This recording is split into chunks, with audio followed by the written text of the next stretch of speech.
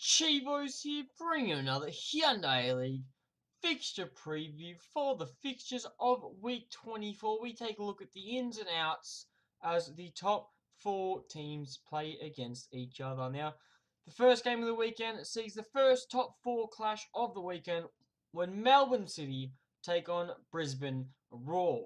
Both teams picked up crucial wins last weekend and will need to pick up a win if they want to challenge for the Premier's Plate. That is right, the Premier's Plate. We are closing in on that. Now, Melbourne City welcome Chapman, Marino, and Casares to the first team squad, while Wade Decker has been ruled out for the rest of the season due to an ankle injury. So we hope he gets better soon.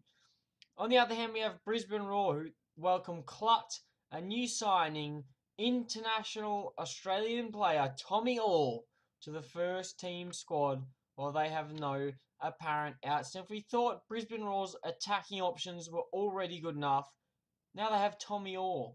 How is he going to fit in with likes of McLaren, Barello, and who's the other one? I keep forgetting who it is.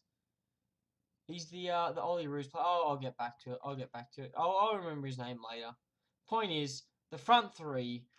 How is Tommy Orr going to fit in? Are they going to have to push one of those boys back? Or are they going to have to rotate? Because you don't want to mess with the three players they've got there, because they are in form. They are playing out of their skin. So it's huge. It is huge. Now, both sides are desperate for a win. They will be pushing for the 3 points. Brisbane can score as they have shown, and last weekend they scored 5. Don't talk to me about it. Please don't talk to me about it. But they scored 5. And Melbourne City did cause an upset against Adelaide United. So either way, this fixture, it's going to be high scoring. It's going to be a draw. I think it is going to end 2-2. The second game of the weekend sees Central Coast Mariners take on Sydney FC in Gosford. Both teams have had disappointing seasons, but Sydney still have a chance to make the top 6. Are they going to, though? I don't think so, but I do think that they're going to pick up a win. I'll tell you that now. It is Central Coast we're talking about here. So, Central Coast welcome Bahaja, Stella, Neal, and Berry to the first team squad, while Austin and Garcia are both suspended for the fixture, as they were both sent off last weekend.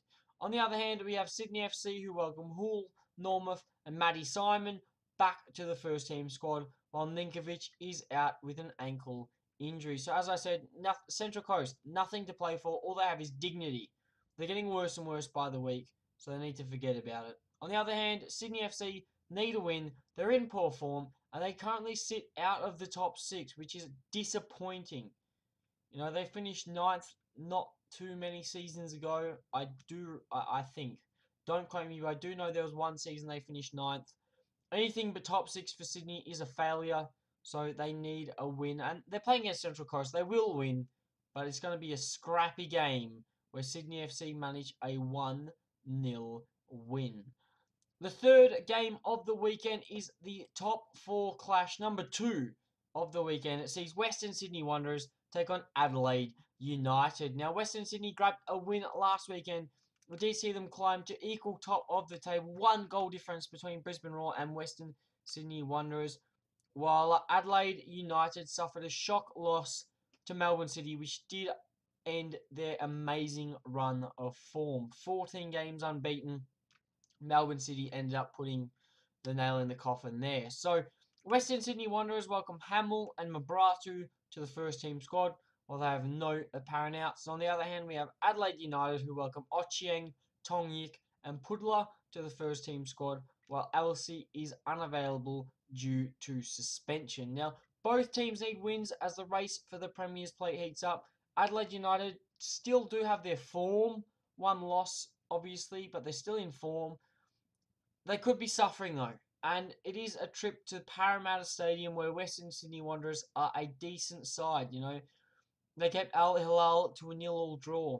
Was it 0-0? No, I think it was actually a 1-0 win against Al Hilal at Parramatta Stadium. So Parramatta Stadium is a bit of a fortress. You don't want to be going there. I'm telling you that now. So Western Sydney, I think they've got the edge just over Adelaide. You know, Adelaide's suffering in confidence. They're going to bag a goal, but Western Sydney will bag 2. It's going to end in a 2-1 win for Western Sydney Wanderers. Now, the fourth game of the weekend sees Wellington Phoenix take on Perth Glory. Wellington Phoenix managed a shock win when they beat Sydney FC 3-1 last weekend. And technically, it does still see them in the top, in the race for the top 6. You know, they're still in for a chance of finals. I know it's not favourable, but 4 wins could do it. It could do it. I'd like to see that. On the other hand, we do have Perth Glory. They are in form. They climbed to 5th on the table last week and they leapfrogged Melbourne Victory. And a win would see them cement their spot, which is fantastic for Perth Glory. Wellington Phoenix welcome Appiah and Vince Leah to the first team squad while they have no apparent outs. On the other hand, we have Perth Glory who welcome Ferreira and Williams to the first team squad while they also have no apparent outs.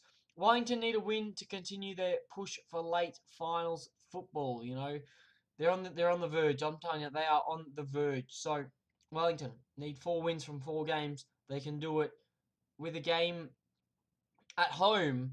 It is going to help them a lot. I do think, you know, Wellington at home, it's completely different conditions to anywhere else. So that's one factor to count for Wellington. But the other thing you got to look at is since the transfer window, Perth Glory have turned their fortunes around and they've become the second highest team in form behind Adelaide United. So Perth Glory definitely one to watch. I think they could cause an upset in the finals. You know, they could even get to the final of the finals if they keep playing the way they are. But Perth Glory are in form. They know how to score goals. They're going to win the fixture 2-1. And the final game of the weekend sees my team, Melbourne Victory, take on Newcastle Jets. Now, Melbourne Victory were embarrassing last weekend. Absolutely It was just stupid. Absolutely stupid. Don't expect to see that again this weekend. We need to bounce back. And we did have a midweek Champions League fixture. We managed a 0-0 draw with Suwon, and it does see us unbeaten after 3 games in the Champions League group stage. We're on 5 points, 1 point behind Shanghai SIPG, who we managed to beat. So we've had a very bad low, but now we've had a medium, which is not too bad to see. On the other hand, we have Newcastle, who failed to capitalise on the losses of Sydney FC and Melbourne Victory last weekend. And really, it did hurt their chance for finals football. They can still do it, don't get me wrong, they can still do it, but it really does hurt their chances. Now, Melbourne Victory welcome Barbarousis, Galafuccio, Howard, and Macaronis to the first team squad, while Gajewski and Mahazi are suspended for the fixture. Now, I'm not too worried about the outs. I'm more worried about the ins. We have Barbarousis back in. He needs to perform. It's good to have him back. We also bring back Macaronis, who adds a bit of attacking flair. So we should be able to score some goals this weekend. I'm hoping we can, because last weekend was just a joke. Danny Vukovic, you need to perform. Newcastle Jets, on the other hand, they welcome Mullen and Hoffman back from suspension this weekend, and they have no apparent outs. So Newcastle Jets should be able to field a full-strength squad, which is good for them.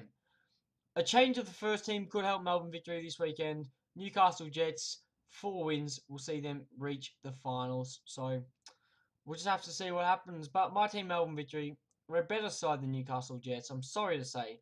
I think we are going to win this fixture.